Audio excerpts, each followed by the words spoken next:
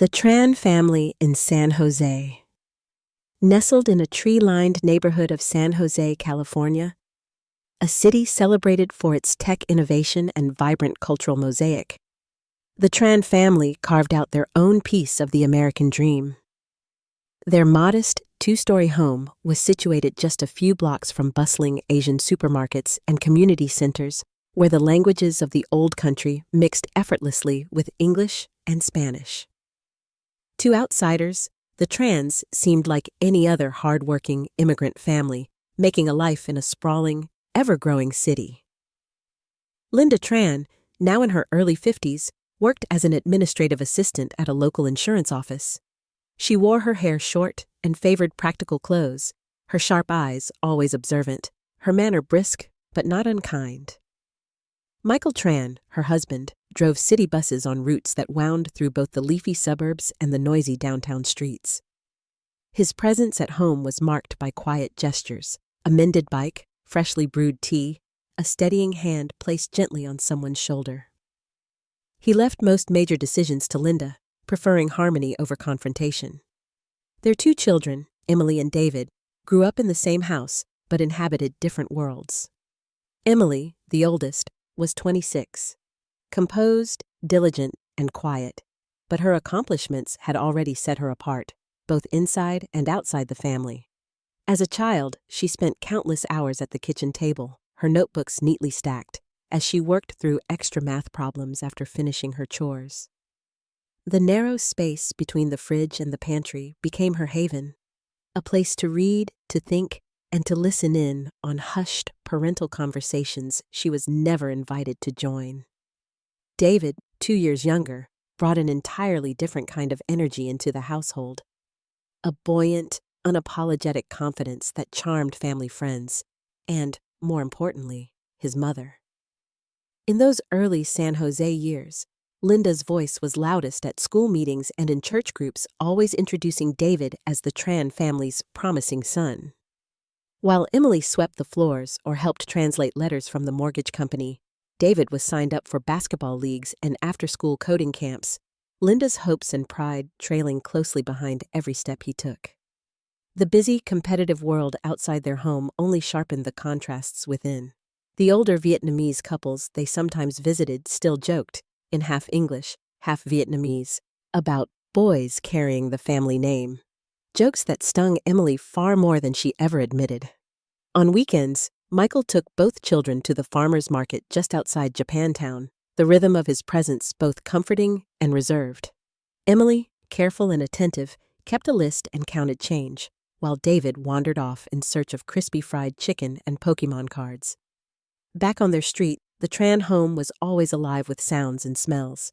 Linda's simmering stews, the hum of laundry machines, David's music drifting down the hallway, Emily's laughter only occasionally breaking through the gentle cacophony.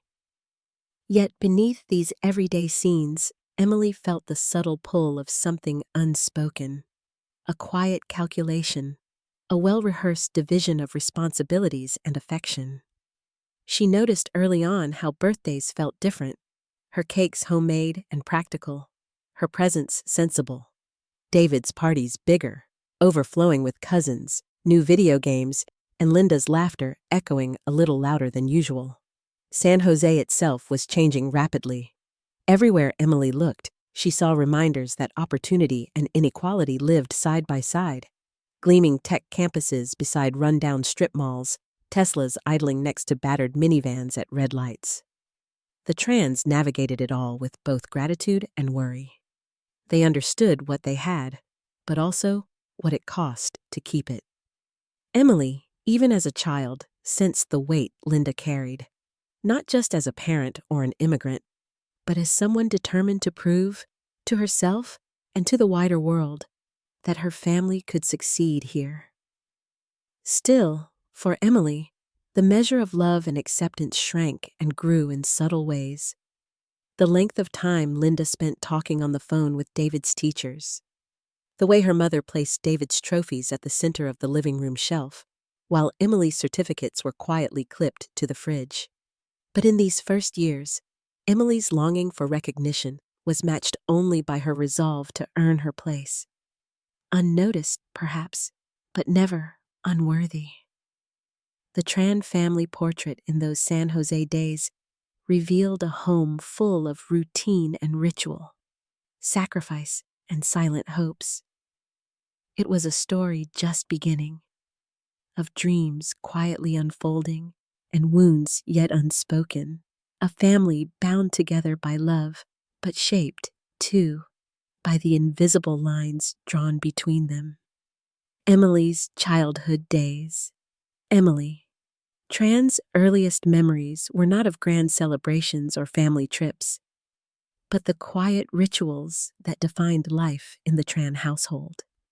Mornings began with the faint aroma of strong coffee and Linda's insistent footsteps in the hallway, setting the busy pace for the day ahead. Emily, always an early riser, would wake to the familiar buzz of washing machines and the measured sounds of pots and pans as her mother prepared breakfast, usually a steaming bowl of congee or simple toast, depending on the groceries that week. Even as a young girl, Emily understood the invisible rules of her home. While David still slept tangled in his blankets, she moved through the house with careful precision, folding laundry, setting the table, and making sure her little brother's backpack was zipped and ready for school. By the time the others gathered at the kitchen, Emily had already completed what was quietly expected of her, chores that went largely unnoticed, thanks often assumed rather than said. School came as both a relief and a responsibility. While David ran off to join friends on the playground, Emily gravitated toward the quieter corners of the campus. The library, where she lost herself in stories. The back row of the classroom, where she listened intently, always wary of drawing too much attention. She excelled in her studies, but in a way that felt private, proof to herself that she could claim something of her own in a world that rewarded loud ambition, not silent effort. At home, those efforts rarely drew the spotlight.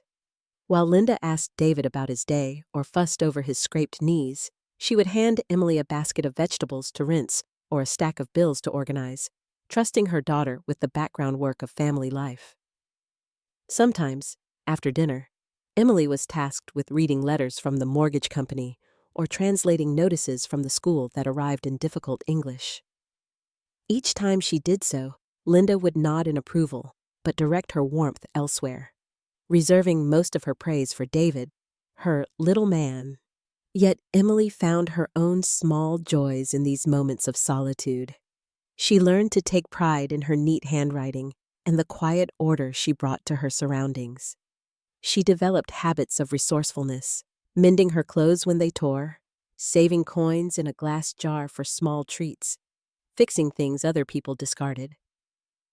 On rainy afternoons, when David invited friends over to play video games, Emily retreated to the narrow passage between the fridge and the pantry, a space she had claimed as her reading nook and inner sanctum. There, she could listen, unseen, to the gentle rise and fall of voices in the house. Sometimes she eavesdropped on Linda's phone conversations, picking out the mix of worry and hope in her mother's tone as she spoke to relatives back home.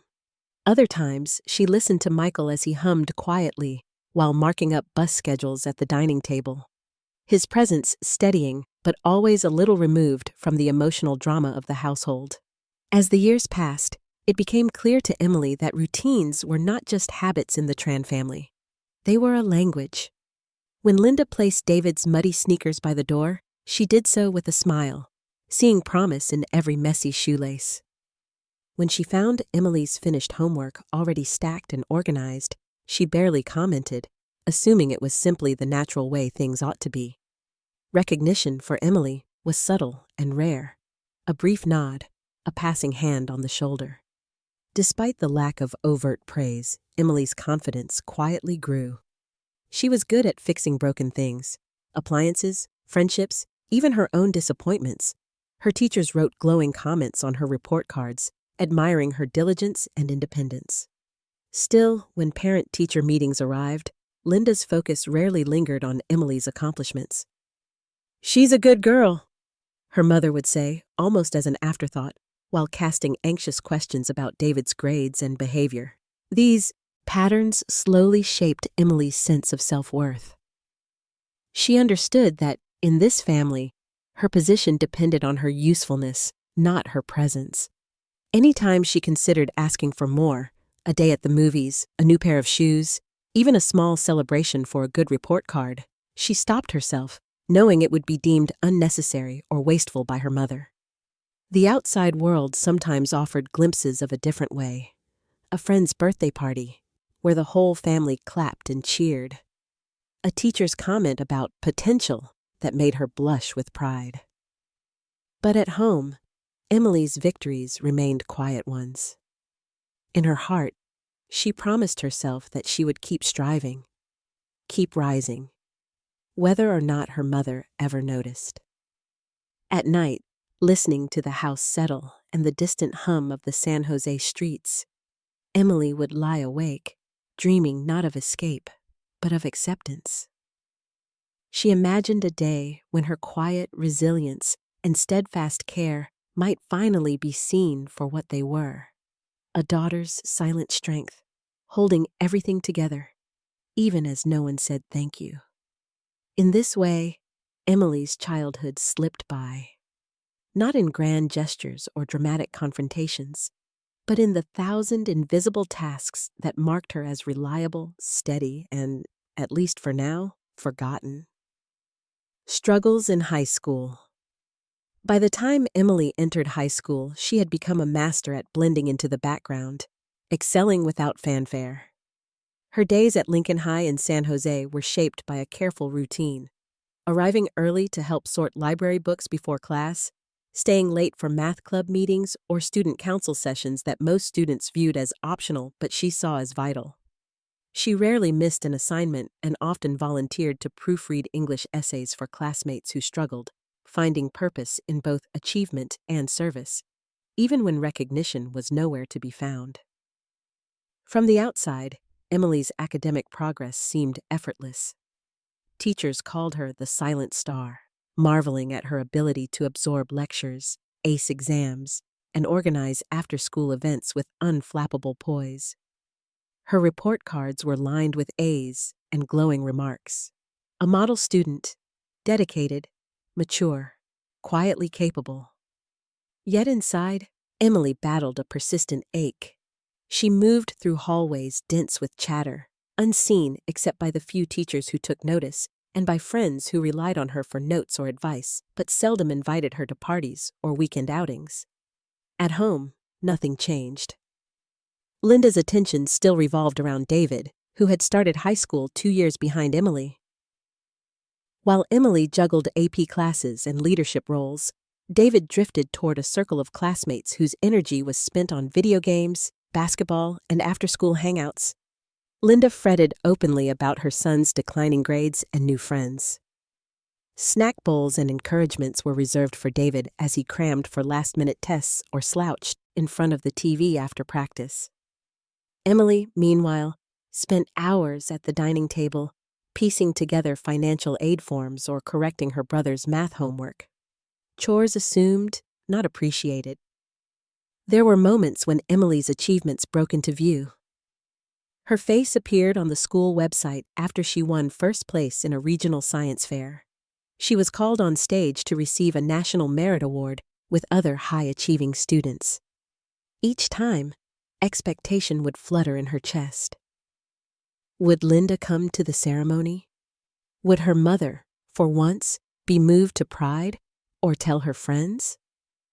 On the rare occasion that Linda attended, she sat in the back row, clapping politely, eyes veering again and again to her phone as texts about David's basketball schedule arrived. At home, Emily's medals and certificates were quietly set aside, pinned to the kitchen fridge, never the mantle, which held David's soccer trophies and birthday photos. Despite these slights, Emily pushed on. She found joy in the challenges themselves. A perfect solution to a calculus proof, a successful fundraising drive, the compliment of a favorite teacher who offered extra reading list recommendations just for her. Still, every success carried a private cost. Alone in her room, She often fought back tears or scribbled her feelings into a hidden journal, knowing that her quiet victories would always be eclipsed by her brother's struggles and her mother's hopes for him. Peer life at school offered its own challenges. When classmates gossiped in the lunchroom or planned get-togethers, Emily usually excused herself, claiming homework or club commitments. Truthfully, she felt out of place, caught in the middle between her family's silent expectations and the loud, messy world of American adolescence. Only in fleeting moments, helping a friend rehearse for the debate team, exchanging a knowing smile with another overburdened student, did she feel understood. Sometimes, kindness surprised her. A teacher pulling her aside to suggest she apply for a coveted summer internship, or a counselor calling home to encourage Linda to take pride in her daughter's accomplishments. These moments were rare, but they became lifelines, reminders that her hard work mattered somewhere, even if not always within the walls of her own house. The cycle repeated with every report card, every new honor. David's latest troubles, slipping grades, missed practices, monopolized Linda's attention at parent-teacher conferences. Emily's teachers would wait their turn patiently only to be told, "Yes, she's a good girl, she always is," before Linda redirected the conversation to David's prospects and how to get him back on track. Each time, Emily would swallow her disappointment and nod, feeling invisible even as others sang her praises. But through each missed celebration, every overlooked accomplishment, Emily's sense of determination only sharpened. She vowed to keep breaking her own boundaries, not because anyone demanded it, but because deep down she wanted to prove to herself, and perhaps someday to Linda, that she was worthy and not merely useful. Her dreams coalesced around a single, unwavering goal: to rise above the silence and claim a space in the world that no one could deny her. In this way, her high school years unfolded, full of unspoken competition, unnoticed achievement, and a persistent longing for recognition that always felt just out of reach. Emily grew stronger, if a bit lonelier, her hopes tucked away for a future that, for now, only she dared to picture. Leaving home to grow up. The day the thick envelope from Stanford arrived marked a quiet turning point in Emily Tran's life. She opened it at the kitchen table, her hands trembling but her eyes steady, reading the words of acceptance with a strange mix of relief and disbelief. Stanford was a name she had whispered more to herself than to her family, a dream she knew was too bold to declare out loud. Years of late-night study sessions, calculus textbooks propped up beside her dinner plate, and moments of silent resilience had finally converged into this one simple, transformative opportunity. She didn't jump up and down or shout. She simply folded the letter, placed it in her lap, and took a slow, steadying breath as the world outside her window shimmered with the promise of California sunshine. When she told her parents that evening, Michael broke into a rare, wide smile, his pride unmistakable beneath his usual composure. "Good for you, con guy," he said quietly, clapping Emily fondly on the shoulder. But Linda's reaction was more complicated. Her eyes widened, not with shared excitement, but concern. A mother's worry tinged with something deeper, more traditional. "It's so far away, Emily," Linda murmured, already mentally measuring the miles between San Jose and Palo Alto, as if the 100-odd kilometers were an ocean. "And what about David? If you leave home now, who will help your brother with his schoolwork? Who will take care of the house when I have to work late?" Emily stiffened at the list of worries, knowing every word was an echo of a lifetime of expectation. She had heard this argument in 100 different forms. Stay close, help the family, don't reach too far. She wasn't surprised, but she was determined. "Stanford's not that far," she said softly. "I can visit on weekends, and I'll still help, just from a little distance." For days afterward, the acceptance letter sat quietly by the kitchen phone, unframed, and largely unremarked upon, save for a few passing glances from Linda. Plans for her first semester unfolded in secret. Emily researched dorm options and packed her favorite worn hoodies, sorted stacks of college forms, and calculated costs down to the last dollar. Finances became the next hurdle. Although Stanford had awarded Emily a generous scholarship, much of the cost would still fall on her own shoulders. Room and board, textbooks, daily expenses. She took on part-time jobs that summer, juggling shifts at a bustling local boba shop and late-night tutoring sessions at the library. Each paycheck was split, half saved for tuition, half discreetly handed over to Linda to help with groceries and David's ever-growing list of sports fees.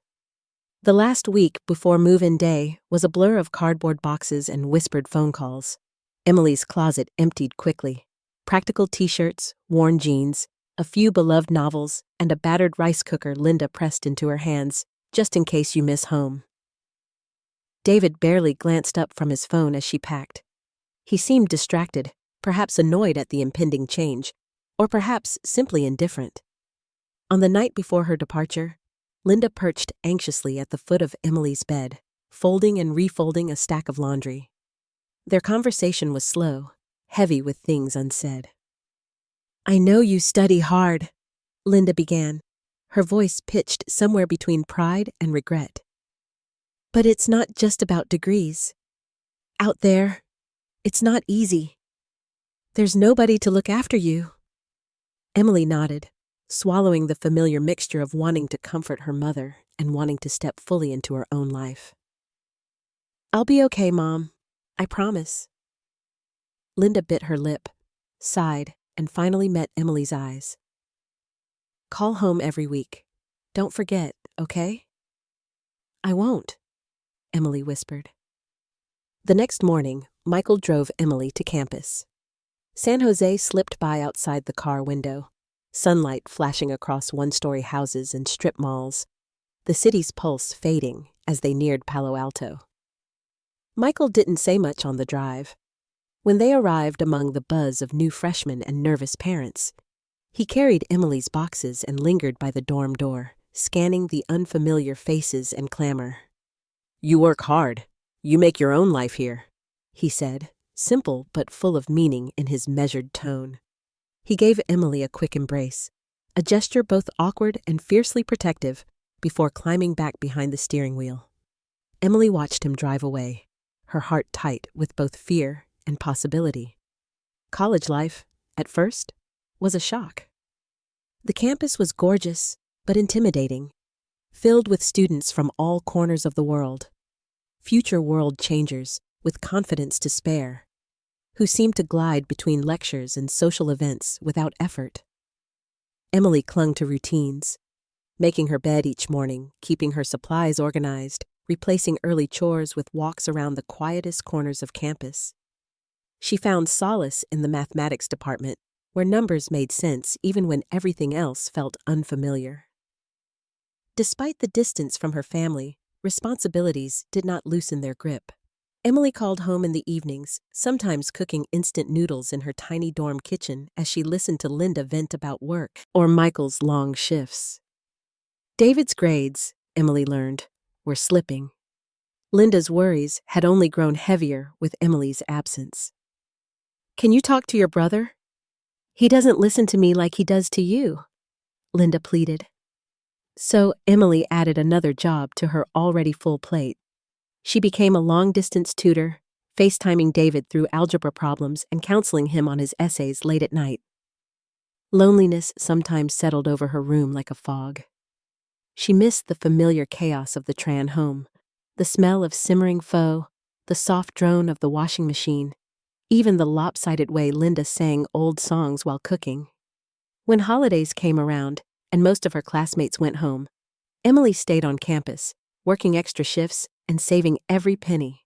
On the rare weekends she managed to visit San Jose, she'd find the house unchanged, her room still tidy, her name still an afterthought in family conversations, David's needs still the highest priority. Yet there was also a freedom that began to bloom within that solitude. Emily learned to depend on herself for comfort and motivation. to celebrate small victories, a perfect score on a midterm, a compliment from a famously tough professor, or the simple fact that she'd made it this far. She joined study groups with other first-generation college students, finding camaraderie and a sense of belonging among peers from similar backgrounds.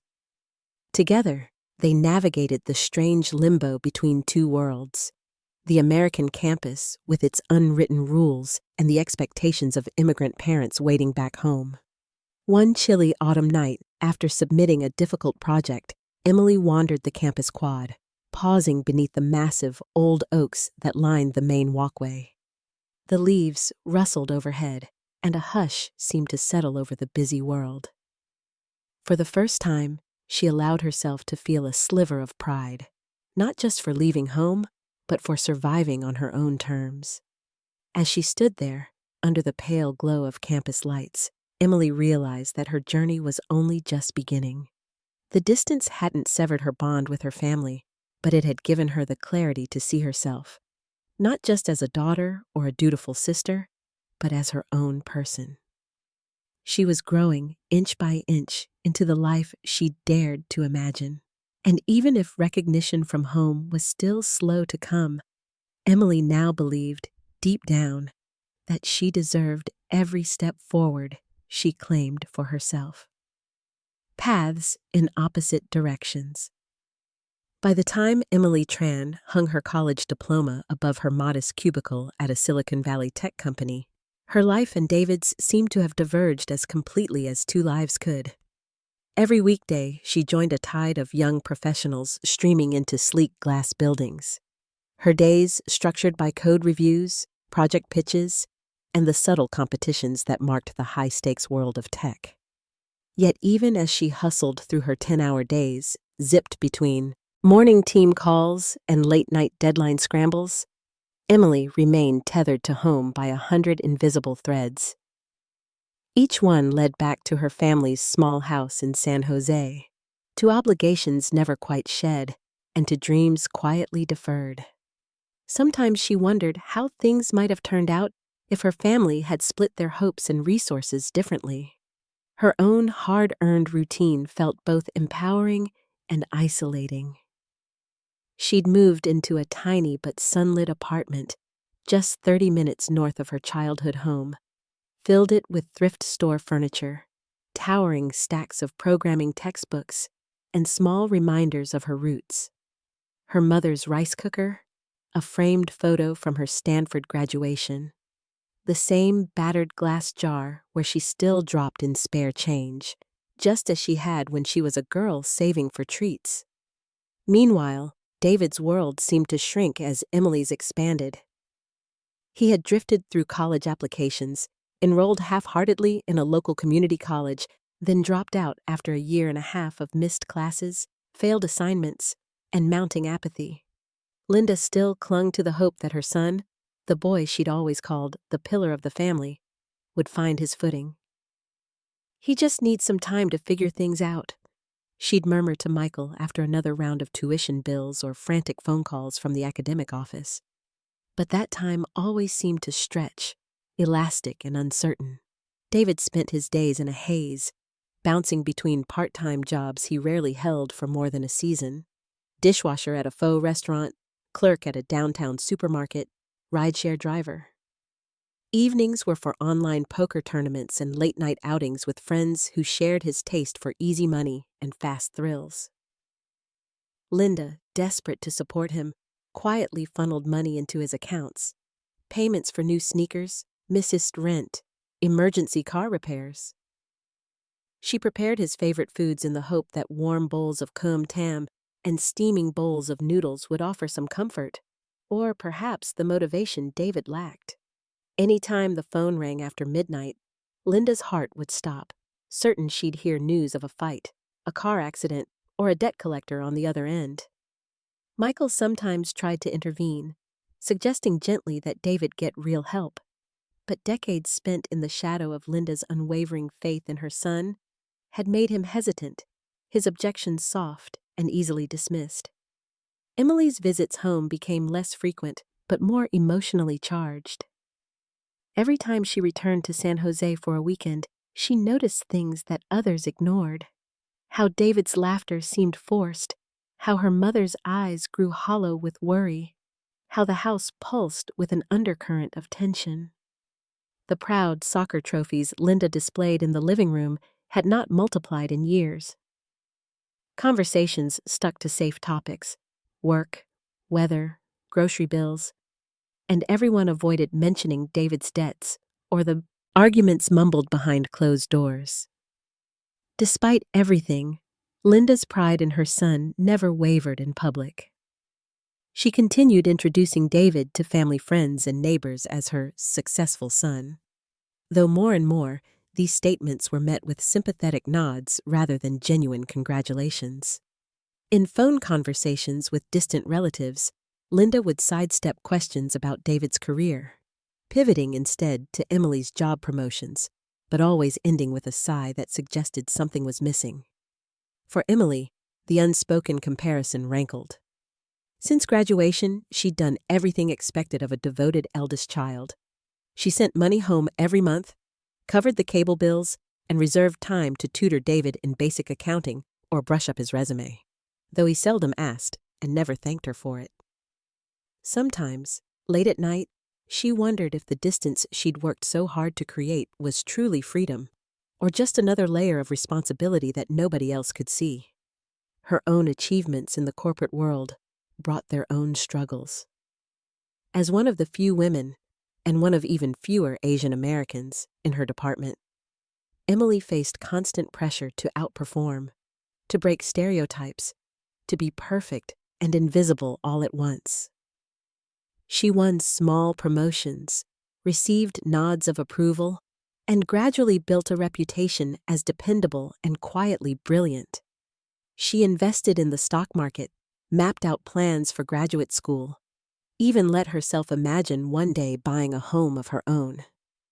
But pride was always tinged with guilt, as if her hard work was measured against the yardstick of her family's sacrifices and the tears her mother never shed in front of her. David's life, meanwhile, slid toward quiet crisis.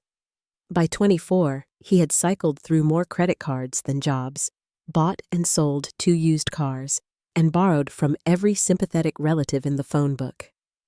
Emily caught only glimpses of the damage at first: an urgent call for a small loan, rumors of lost money at card tables, another friend who couldn't reach David anymore.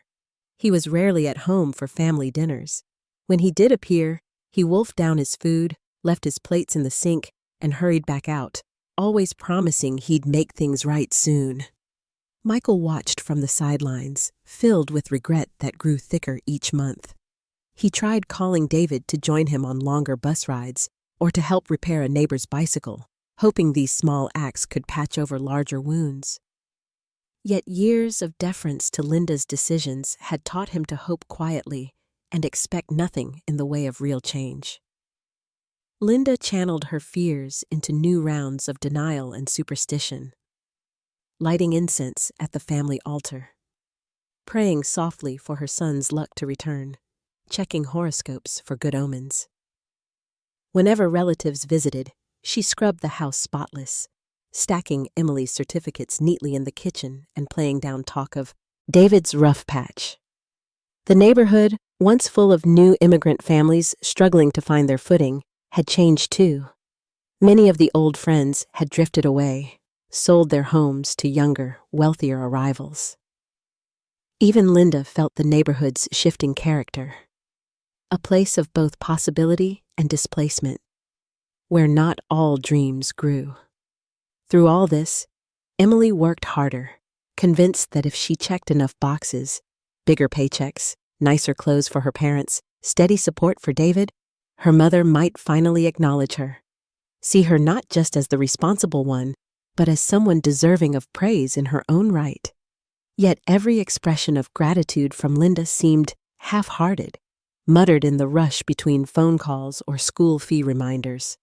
Still, Emily refused to stop trying.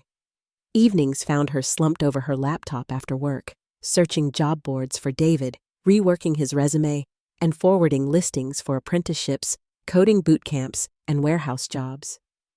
When she finally confronted David at a local coffee shop, asking gently but firmly if he wanted real help, he brushed her off, muttering that she could never understand how hard he had it. They were siblings, standing on opposite shores. Emily's world expanded with each act of self-determination. David's closed in, shaped by choices he tried, and failed, to outrun. The contrast, sharp, painful, and unavoidable, defined not just their own stories, but the growing divide that ran through the Tran family. Yet beneath the disappointment and resentment, a thin hope persisted, that even as their paths twisted in opposite directions, there remained a chance for reconciliation, for understanding, for the family's dreams. Not just for David, but for Emily too. To finally be recognized and shared. But for now, the house in San Jose felt smaller than ever. A place where love was measured in worry and distance, and where nobody quite knew how to cross the lines they all felt, but rarely discussed out loud. Financial shadows. The shadow of financial trouble crept into the Tran family's home so subtly that, at first, no one dared speak its name. Bills and bank statements had always circulated through Linda's hands, paid on time, managed with a mixture of discipline and scrimping. Her careful budgeting the only thing that stopped their modest household from tipping over the edge.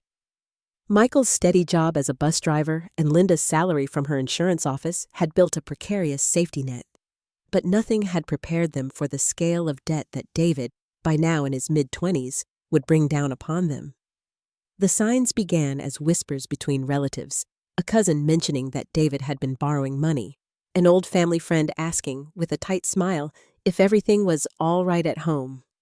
Linda dismissed these at first, too proud to admit her son struggled, too desperate to believe things could spin out of control. Only when letters began arriving, not in the bureaucratic language of utility companies, but with stamps from debt collectors and urgent demands, did Linda's certainty falter. One evening, after dinner, Linda lingered alone in the kitchen. The television chattered in the background as Michael dozed, and David, as usual, was gone. Out with friends, the specifics vague, the return time uncertain. Sifting through the mail, Linda's heart thudded at the thickness of one envelope. She tore it open with trembling hands and felt herself blanch as she tried to decipher the legal jargon threatening court action if payments weren't made. The numbers seemed surreal, thousands of dollars, far beyond anything she or Michael could gather quickly. Over the next week, more calls came, some from unknown numbers, others from voices speaking curt English or clipped Vietnamese, each one tightening a knot in Linda's stomach. "You're responsible," they said. "We will escalate." The threats grew more severe. Wage garnishment, property liens, even suggestions of visiting your house. Linda caught herself scanning the street for strange cars, listening for the sharp knock of a stranger. It soon became clear that David had borrowed not just from banks, but from within the community. Old uncles, childhood friends, even his ailing grandmother in Vietnam. Each new piece of information was another humiliation, another blow to the confidence Linda had cultivated as a capable mother and community member. Michael looked for solutions, but was lost in the face of such tangled debts. This was a crisis that could not be mended with a few extra hours of overtime or a side job fixing bikes. Linda tried once to confront David, cornering him in the hallway as he came home late, but he brushed past her, promising, "I've got it under control, Mom." His eyes, bloodshot and evasive, told a different story. She followed him to his room, pleading with him not to shut the door, but instead of answers, received only silence. Desperate, Linda turned to her siblings, swallowing her pride and calling relatives in the U.S. and Vietnam alike. After years of only appearing strong, it shamed her beyond words to explain why they might lose the house, why she needed to borrow. Some offered small sums. More offered apologies.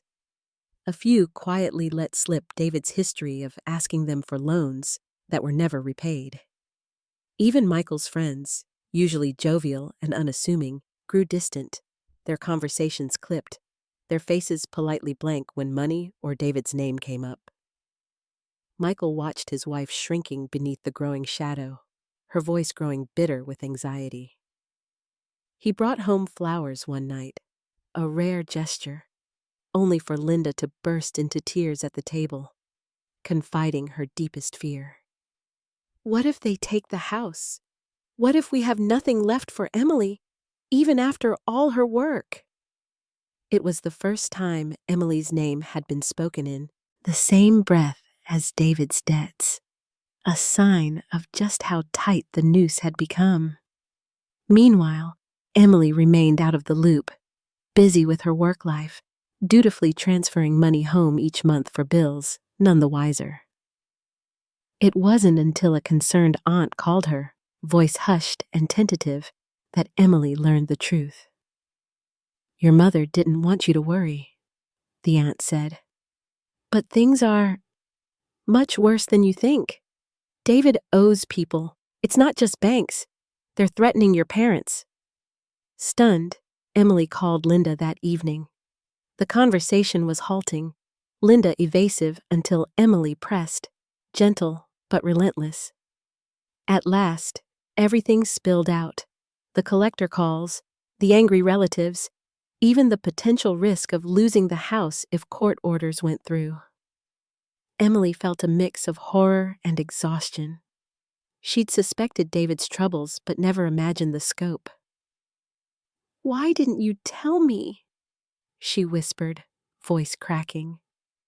Linda's response was both apology and confession. "You always have your own burdens. We thought we could fix this ourselves. I was ashamed, Emily. A mother shouldn't have to admit she failed her own son or put her daughter's future at risk. I'm so sorry." From that moment, a heavy silence hung between mother and daughter, a silence swollen with worry, disappointment, and a bitter awareness of how responsibilities and favoritism had twisted their family's dynamics for years. At home, the crisis deepened. David became even more withdrawn, rarely appearing for meals and speaking only in monosyllables when pressed. When Michael tried inviting him on a walk, David snapped, "What's the point? You wouldn't understand." The dominoes continued to fall. Notices from utility companies now threatened shut-off dates, and the mortgage company began sending ominous reminders. Overdue, overdue, overdue. Dinners became tense and wordless, the sounds of spoons scraping against bowls the only thing punctuating the silence. Linda, once the heart of every family gathering, now moved like a ghost through the house, double-checking locks at night and counting small piles of cash by moonlight. Michael tried, futilely, to comfort her, but the old hierarchy, Linda's authority, Michael's distance, David's evasion, Emily's absence, seemed immutable, calcified by years of repetition. The shame spilled outward. Neighbors began whispering. Extended family grew cold. Even old friends at the Vietnamese market avoided Linda's eyes, conversations turning quickly to safer topics. The once busy kitchen was now a place of whispered arguments and gut-wrenching calculations. In the darkness of their living room, Michael and Linda finally faced it together. Without help, they would lose everything they'd worked to build. Linda, driven by a cocktail of pride and anguish, realized she had only one option left: to call Emily and beg for help, not simply as her daughter, but as the family's last hope. The phone sat heavy in her hand that night, cold and inert, as if it too dreaded the conversation that was to come. Finally, her hands trembling, Linda dialed Emily's number, her throat tightening with every ring. In that moment, the distance between mother and daughter, between hope and despair, between past and future, had never felt greater. The shadows in the Tran home seemed to stretch long into the night. A darkness not just of money owed, but of trust eroded, dreams imperiled, and a family's identity balanced dangerously on the precipice of being lost. Turning to Emily for help. At the end of a sleepless week, Linda Tran found herself clutching her cell phone well past midnight, heart pounding in the darkness. All of her life she had worked to shield her family from the world's cruelties, patching holes before anyone saw, smoothing every rough edge, and never asking her children for more than they could carry. But now, the walls she'd built were caving in. Michael's worry carved new lines in his face. David barely came home. The debt, heavier than anything Linda could imagine, had finally forced her hand. Her finger hovered over Emily's contact for almost an hour. Linda replayed every moment of her daughter's childhood. The overlooked report cards, the quiet acts of devotion, the way Emily had always stepped up, never waiting to be asked, even as everyone else in the family seemed to demand attention. Calling Emily now, for the first time genuinely pleading for help, was more than a crisis. It was an admission of everything she had left unsaid over decades. She pressed call, and the phone rang and rang. Far away in her tiny apartment, Emily awakened with a jolt, worry instantly tightening her chest.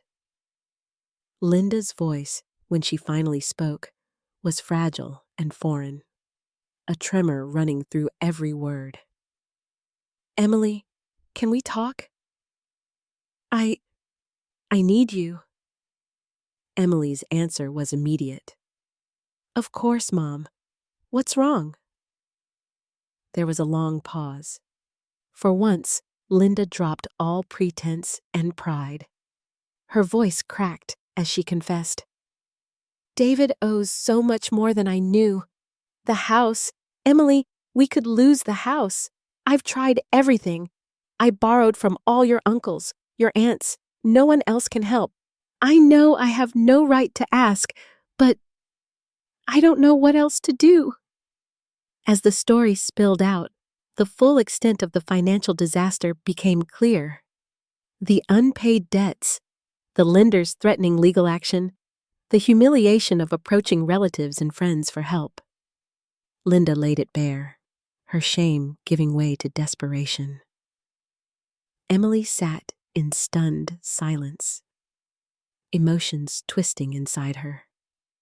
Anger, sorrow, guilt.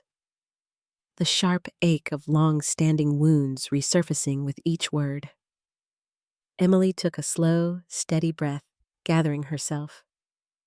She didn't shout or blame. Instead, she asked questions, detailed, practical ones, trying to piece together the financial picture. "How much is owed? Who are the creditors? Do you have any of the documents with you now?" Linda, surprised by her daughter's calm and clarity, scrambled for bank statements, pushing aside scattered receipts and unopened bills until she found what she needed. Emily listened closely, wrote down names and amounts, checked dates, pressing again when things weren't clear. The entire conversation bore none of the warmth either woman longed for, traded instead for the cold urgency of survival. For a moment, there was only silence. Both women sitting miles apart, but tethered by the knowledge that everything ordinary, every meal, every family photo, every tiny ritual, could slip away. At last, Emily broke the quiet. "Mom, I will help," she said, her voice low and measured. "But if I do this, we need to talk honestly, about everything, not just money, about what's happened, about why I was never told, about David, about us. Can you promise me that?" Linda blinked back tears. "I can try. I will try." The next day, Emily took time off work and drove down to San Jose, her mind churning all the way. The sun was bright, but to her it seemed everything was cast in shadow and uncertainty. She arrived to find Linda and Michael waiting in the kitchen, the air heavy with embarrassment and relief. David was nowhere to be found. As the kettle whistled and Michael set out tea, Emily carefully organized the bills and letters Linda handed her. With the precision of an analyst, she totaled up the family's debts, sketched out a plan for negotiating payment schedules, and quietly identified which loans were most urgent to address. She explained things as she worked, a new role reversal, parent and daughter trading places. More than once, Emily caught Linda watching her, eyes full of both gratitude and regret. "We'll get through this," Emily finally said. "But there will need to be changes, real changes, for all of us." Linda nodded weakly. The house, once familiar and safe, now seemed fragile in the face of Emily's calm professionalism. She looked at Michael, who reached to steady her hand. As evening settled over the Tran home, David finally wandered in, headphones slung around his neck, eyes red and distant. The conversation that followed was raw and bruising. Emily refused to let him deflect or retreat behind old excuses. "You need to understand what's at stake. This isn't just about you, David. You've put our parents at risk. The house, their future, everything they worked for. It could all be lost, and I can't fix this on my own. If we move forward, things have to change." David averted his gaze at first, snapping. "You think I wanted this? You think I'm not ashamed?" "Maybe, but now's not the time to feel sorry for yourself," Emily replied, her tone gentle but steely. "We need actions, not apologies. I'm willing to pay, but I'm setting conditions." Linda flinched at the word, conditions, but Emily pressed on. "David, you need to find a job or enroll in a program. No more gambling, no more shortcuts. I'll help, but not if nothing changes." For the first time, Michael spoke up, his voice firmer than usual. "Your sister is right. We have all let this go too far. Linda, we must listen to Emily now." Linda looked at her daughter, really looked at her, for perhaps the first time in years. Shame had given way to a kind of fierce pride. "You are stronger than I knew," she murmured quietly. "I'm sorry for not seeing it sooner." The night passed in fits and starts. Numbers calculated, promises made, doubts lingering. Yet beneath the tension, there was a fragile sense of hope. With Emily leading, the Tran family finally began the difficult work of righting what had gone so wrong. Later that week, as the necessary payments were wired and new routines discussed, Linda found Emily folding laundry in the living room. She sat beside her, silent for a moment before finally saying, "Thank you for not turning away." Emily smiled, hesitant but forgiving. "I never wanted to. I just wanted us to face things together, not alone." For the first time in a long while, the Tran home felt less like a place of secrets and struggle, and more like a family forging, imperfectly but honestly, a way forward. Terms and reason. The Tran family's living room had never felt so exposed. Gone were the safety nets of old routines and unspoken rules. In their place was paperwork, a dizzying collection of loan statements and payment schedules arranged in careful stacks by Emily, whose poised efficiency now filled the very space once defined by her mother's authority. Each new page signed felt like a silent promise. Things could not go back to the way they were. From the outset, Emily made her position clear. She would help save the house, and by extension, the family's fragile sense of stability. But only if the boundaries she set were respected. No more silent sacrifices, no more unequal expectations or denial. It was time, she insisted, for reason to guide them, not just love and habit. On the first Sunday after the intervention, the Tran family gathered around the scuffed kitchen table. Sunlight filtered weakly through the curtains as Emily laid out her terms, her tone calm but unwavering. "Here's how this goes," she began, looking first at Linda, then Michael and David. "I will help cover the critical debts and negotiate with collectors, but there are conditions." She paused, sensing the tension ripple through the room. "It's not because I want to control you, but because this is the only way out, for all of us." Her first stipulation: full transparency. Emily demanded that both Linda and David surrender all new mail dealing with finances. No more hidden bills, no more unopened envelopes stuffed in drawers. Twice a month, they would sit together and review every account: mortgage, utilities, credit cards, and any new charges, large or small. For years, Linda had kept these details secret out of pride, but now she nodded, resigned. Second, David agreed to sign a simple legal document that Emily and Michael had drawn up. A promise that there would be no more gambling, no new loans from anyone, no quick schemes or side hustles without the family's knowledge. Michael, for the first time since the crisis erupted, showed relief at having something official to hold on to. For David, the document's real weight was not in the words, but in the eyes of his family as he signed. His old privileges gone, his future tied to the faith his sister was risking on him. The third and most difficult term: Linda must treat her children fairly from this point forward. There would be no more playing favorites, no special dinners for David while Emily's sacrifices stayed invisible. No exceptions made based on old tradition. "We're a family," Emily stated quietly. "But respect goes both ways now." It was awkward. Linda bristled at the implication, but faced with the reality of almost losing everything, she nodded stiffly. "I understand."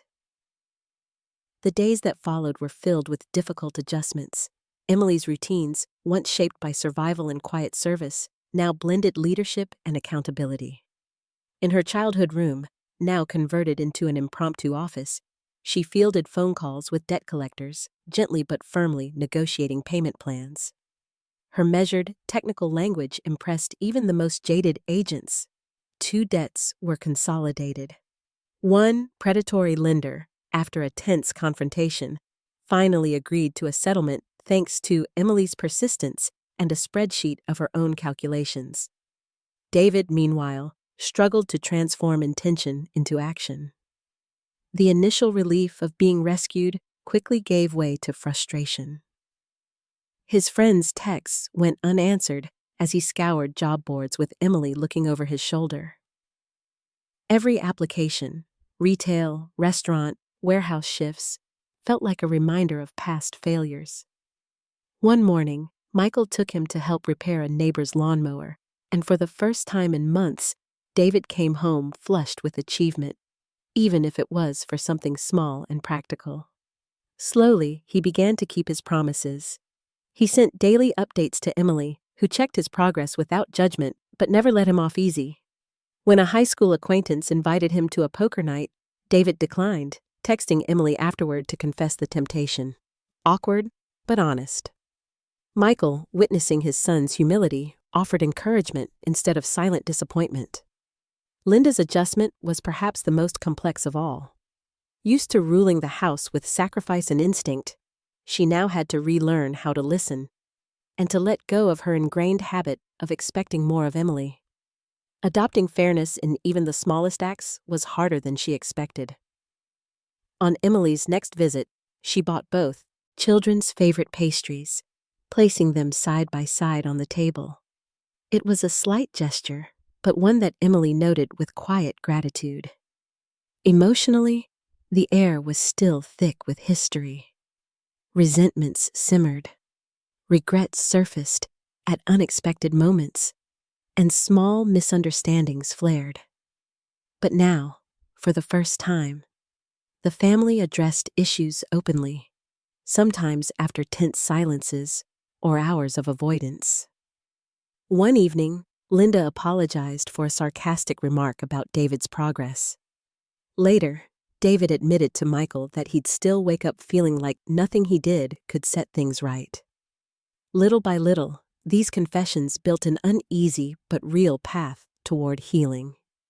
Practically, Emily continued to manage the family's finances. She set up a monthly budget, showed Linda how to use online banking, and wrote out step-by-step processes for David to track his paychecks and expenses. Linda attended a community workshop on financial literacy, her first in decades, at Emily's urging. There, surrounded by other parents, she realized just how much shame had colored her choices and how freeing it was to ask questions openly. Though the Tran family's progress was awkward and slow, they found unexpected moments of lightness. With debt stabilized, Michael and Linda took an afternoon stroll at the local park, Linda marveling at how unburdened she felt even as she counted every dollar.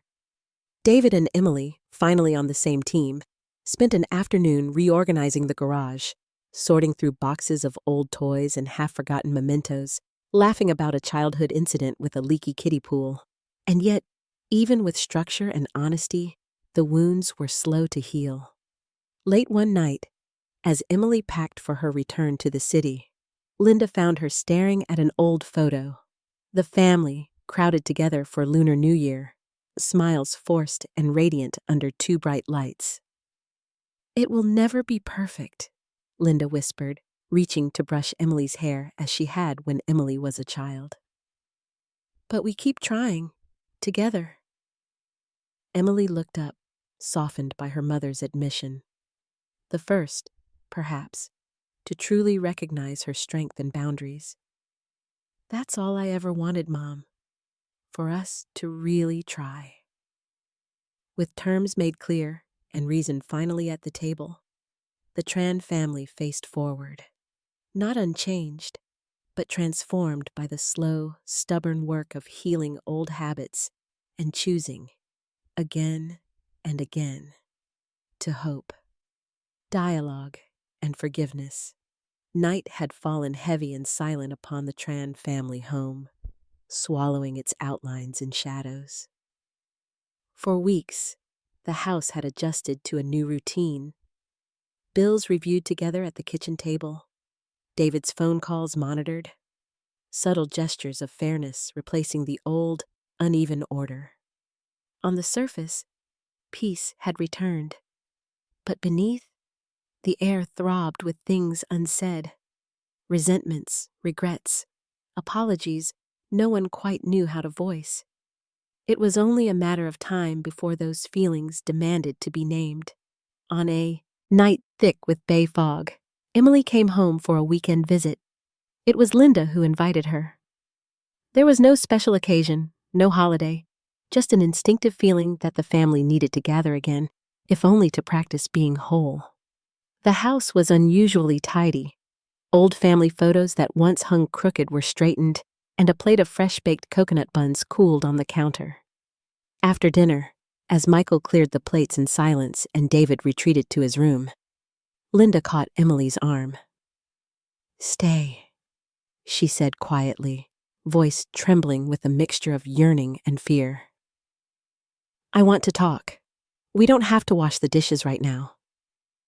Emily hesitated, surprised by her mother's vulnerability, but she nodded. They made tea, then moved to the small living room where the lamplight softened the harshness of the outside world.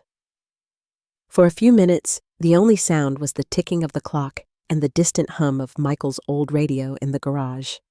Linda was the first to break the silence.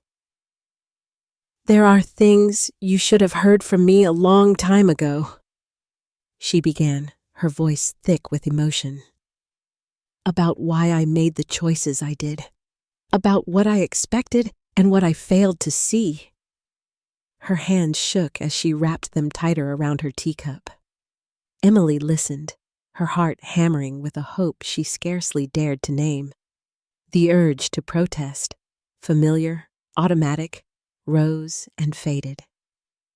Tonight, For once, she let her mother speak without interruption.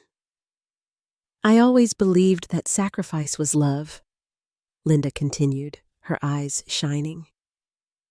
I thought if I worked hard, protected you and your brother, did everything for this family, maybe you'd never feel the fear I felt when we came to this country. But somehow, my fears became yours anyway. I leaned on you more than I should have, and I didn't tell you how proud I was, even though you deserved it every day. Emily felt tears prick at her eyes. There it was, a truth so plain and yet never spoken aloud. The years of striving to be noticed, to be enough. Her mother's unspoken pride had always been the longing at the center of her life. I know I hurt you, by forgetting to celebrate your wins, by asking too much, by making you feel responsible for things that were not yours to fix, Linda admitted. Can you forgive me? There was a long, aching pause. Emily exhaled as if letting go of a boulder. I wanted so much to hear that, Mom. I wanted you to see me. I was angry for a long time, not just at you, but at myself, for thinking if I did everything right, maybe you'd choose me too sometimes. But I know you loved me. You just didn't know how to say it. I forgive you. Tears spilled down Linda's cheeks. Emily reached for her mother's hand, and the tiniest of smiles bloomed between them, a fragile olive branch after years of cold peace. Footsteps approached in the hallway. David, hovering by the door, had caught fragments of the conversation. He lingered, uncertain, until Emily beckoned him in. He hesitated, rubbing the back of his neck, shoulders slumped. Is it okay if I say something? He whispered. Michael, drawn by the commotion, slipped quietly into the room and perched on the edge of a chair. The family gathered, tense but somehow lighter than before. David took a shaky breath. I owe you all an apology, he began, his eyes darting from Emily to Linda to Michael. I always thought everyone expected me to do great things, and when I couldn't, I kept making excuses, blaming everyone else, running from my failures. I hurt all of you, and I let you carry things that were mine to fix. He paused, searching for words. I'm trying to do better. I know it'll take time to earn back trust, especially yours, Emily. I want to. David's voice cracked, and for the first time in years, he looked truly young. A son and a brother again. Not an unfixable problem. Emily shifted closer, her expression gentle. We can't undo what's happened, she replied softly. But we can move forward, as long as you're honest, and as long as we all keep trying to change. That's enough for me. Michael cleared his throat, emotion making his voice tremble. I should have stepped up more. I let things go because I thought being quiet was the best way to keep peace. But you three needed more from me. Courage to speak, to guide, to protect. I'm sorry for failing you all in this way. He reached over and set a weathered hand on each of his children's shoulders. In that small living room, a new pattern began to form. Words that had been years in waiting, regret, pain, gratitude, forgiveness, tangled and reformed into something resembling understanding. The atmosphere, charged with vulnerability, felt almost sacred. For hours, they talked. About small things and large sorrows, about the Vietnam they left behind, about the promise of America and the reality of living with both loss and hope. Michael told stories the children had never heard, The early days of driving the first San Jose routes, packing lunch for Linda, dreaming of a home with laughter, not just survival. Linda confessed the depth of her isolation when Emily left for Stanford, not out of anger, but of fear she couldn't put into words. Emily let herself grieve for what she'd lost. Time, innocence, moments that should have been unburdened, and then let it go. An act of self-forgiveness that finally felt within reach. David spoke of his shame and anxieties, asking for help, not money or affairs handled for him, but patient reminders and second chances. The night inched toward morning, yet no one wanted to end the conversation. There was no dramatic resolution, no neat closure, but something essential had shifted. Apologies had been made, forgiveness given, not as a single event, but as a promise to keep trying, even when old wounds bled. Before bed, Emily lingered in the hallway, listening to the house breathe. She felt the ache of the past, but also a gentle confidence that at last, her family had found the courage to speak, to listen, maybe even to heal. It would take time.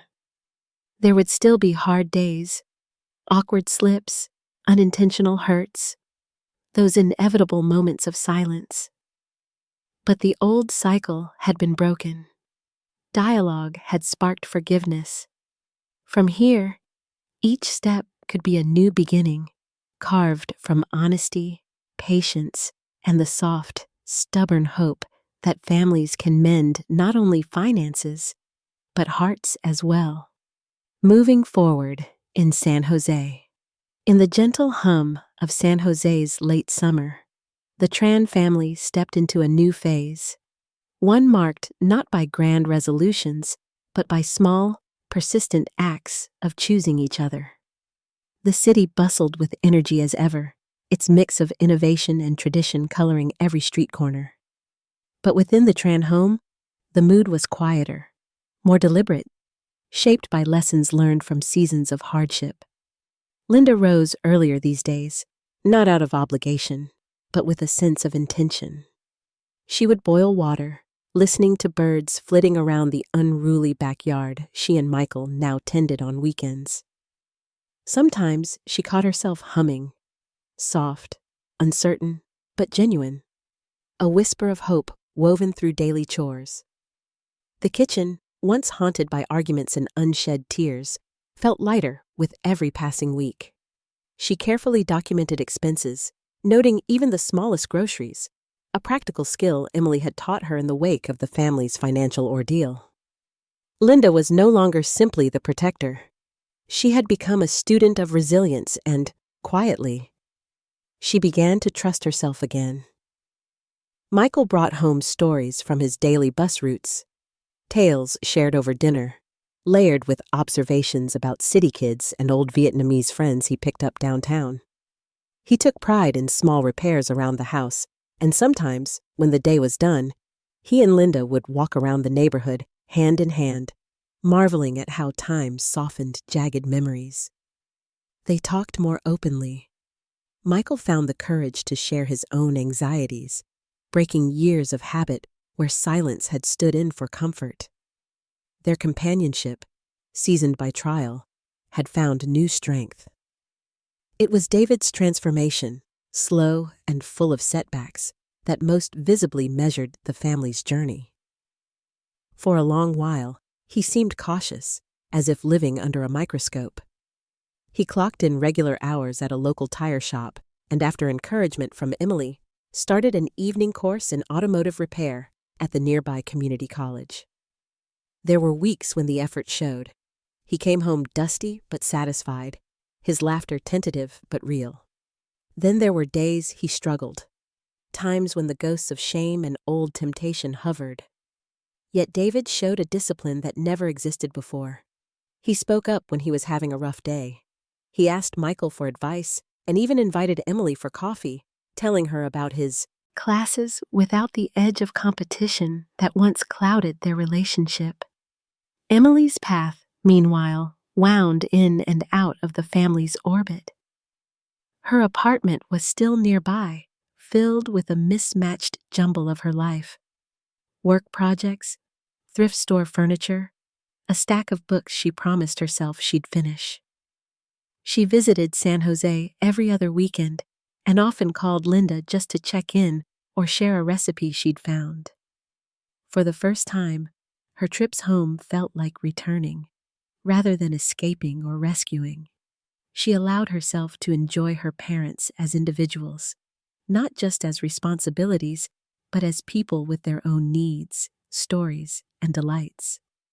Sometimes, after dinner, she and Linda would take long walks around the block, marveling at rose gardens and the warm, childhood scents drifting from neighbors' kitchens. They spoke not only of bills, but dreams. Linda confiding her wish to visit Dalat in Vietnam again one day, Emily sharing stories of colleagues who inspired her, or the desire to travel more freely herself. Within the home, boundaries, once a battleground, had become signs of respect. Emily explained her work commitments frankly, and Linda supported her daughter's need for space, never guilting her for what she could not give. When David had bad days, he was met with empathy and accountability in equal measure. Michael, observing these changes, expressed his appreciation in quiet but unmistakable ways, from preparing Emily's favorite tea before she arrived, to congratulating David on small accomplishments, to thanking Linda for her emotional labor. San Jose outside their home never slowed. It seemed, in fact, to accelerate as construction sites multiplied, new tech offices sprouted, and traffic thickened at impossible hours. Gentrification crept through the streets, changing neighborhood faces and the markets that had once been Linda and Michael's refuge. Yet the family maintained their rituals. Morning trips to the local farmers' market, bowls of pho at the corner diner, bike rides on the weekends. Old friends sometimes drifted away, but the Trans formed new ties. A retired couple who admired Michael's garden, a young single mother Linda befriended at church, a fellow student from David's night class who occasionally joined family dinners. One Saturday, Emily hosted a dinner at her apartment. A potluck, she insisted, so everyone brought something. Linda arrived first, arms full of spring rolls and fresh herbs. Michael followed, balancing a tray of steamed buns. David, self-conscious but proud, carried homemade grilled chicken, his own recipe, tested and perfected over several tries. The conversation that night flowed easily, gentle jokes and stories filling the room. After dinner, they lingered over green tea, letting their laughter and shared warmth drown out the background hum of Emily's busy block. Throughout the year, holidays and birthdays took on a new meaning. Instead of grand celebrations, the Tran family found comfort in simplicity.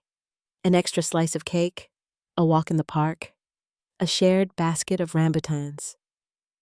Linda no longer measured her children's worth by accolades or the success stories she shared with other mothers. She came to value, instead, the fragile courage it took for all of them to show up, imperfect, sometimes wounded, but still a family. There were bumps, naturally. Sometimes Linda reverted to old habits and worried aloud that David would never catch up. Once, during a heated discussion, Michael withdrew into silence until Emily gently pulled him back in. And now and then, Emily stayed away longer than planned, needing time to nurture her own life, her friendships, her sense of possibility outside the Tran orbit. Each time, though, they reconnected, now with less guilt and more understanding. Spring pressed new life into their garden. David and Michael tended lemongrass and mint while Linda grew cherry tomatoes and squash from seed.